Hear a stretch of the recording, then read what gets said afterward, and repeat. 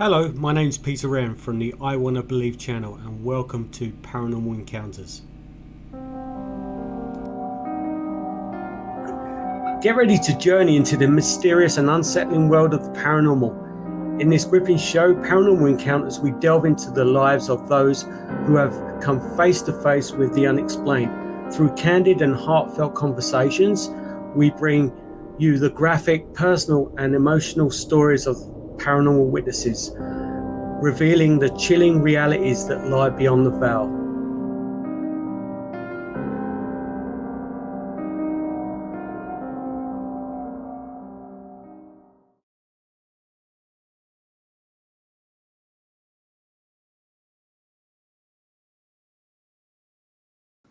All right. Hey, my name's Kevin. I currently live just outside of Seattle, Washington.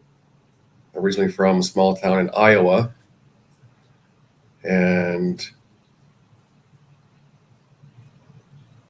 house I grew up in was my grandfather's house.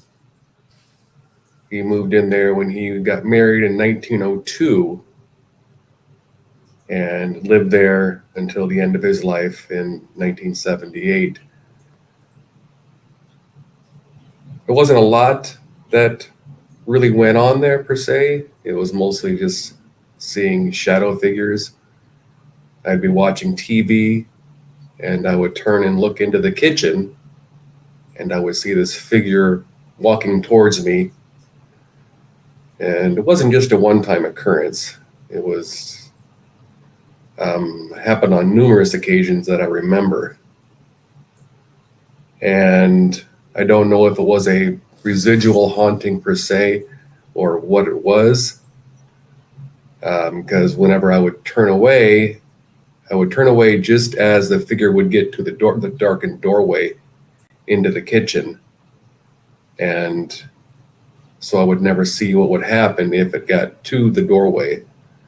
But whenever I would turn and look into the kitchen, there would be the figure coming at me again.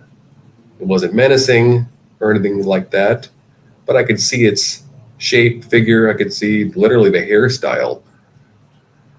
And nobody I know during any of the time had ever died in the house. So who's to say what it was?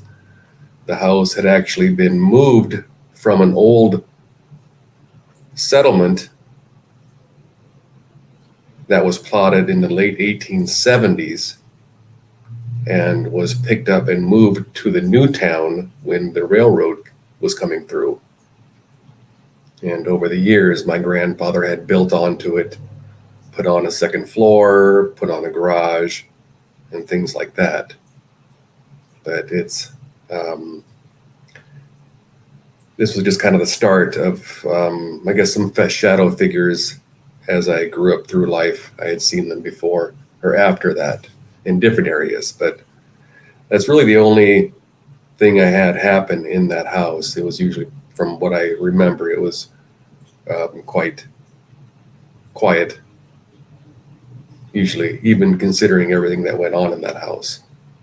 But no, just something short and nice. Nothing ever, moved that I remember. Nothing, no sounds, nothing strange. I do remember that I was terrified of the basement in the house, but that's to be expected on a house that was 100 years old at that time. So, yeah, that's. Did your grandfather ever see anything himself? He never mentioned anything. I do remember one morning he woke up and we were in the living room. Again, I was, very young, 9, 10, 11 years old when I lived there and younger.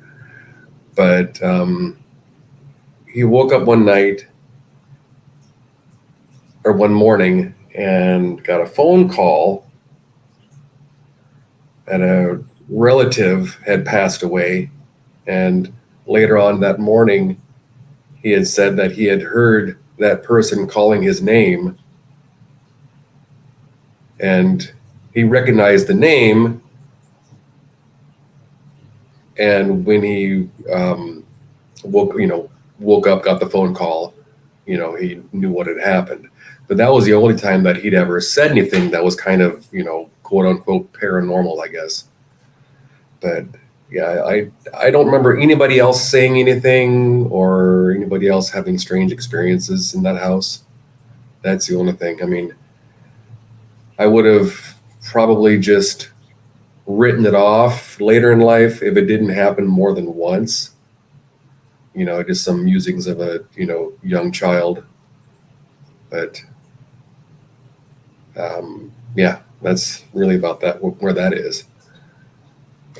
Did you ever hear any voices, or was it just shadows?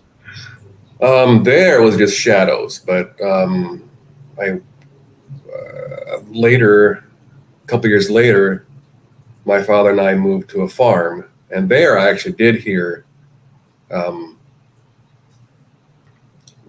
voices, just like calling my name out when I'd be outside playing, like basically like a mother scolding a child, because I was out being, a little, pardon me, a little shit, and teasing, my pets or whatnot. And then I'd hear, every now and then I'd hear a female voice, Kevin, and I'd look around and it's like, oh, sorry, and I'd be a good boy after that. But I never really, it never scared me.